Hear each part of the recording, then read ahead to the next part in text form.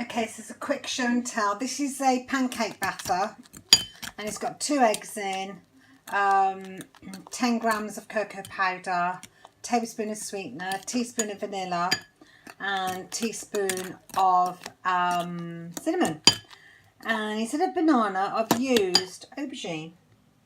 There's the aubergine, which was just baked in the oven, and I've taken the flesh out. So I'm just heating the pan up. I'm going to cook it like a regular banana pancake, and see what happens.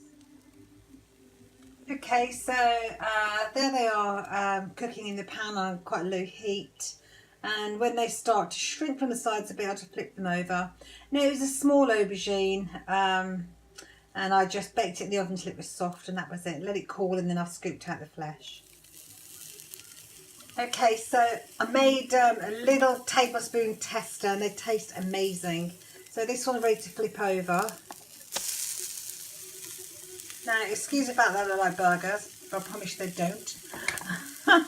They've got a bit of sort of a brownie taste to them. Really, really nice.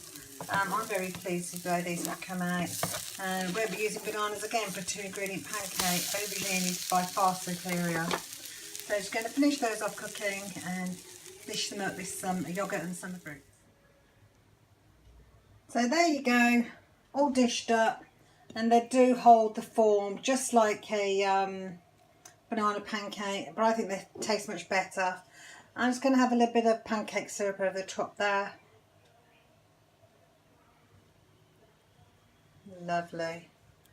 A little bit of strawberry mint leaves out my garden, and time to enjoy my experimental pud. Scrummy.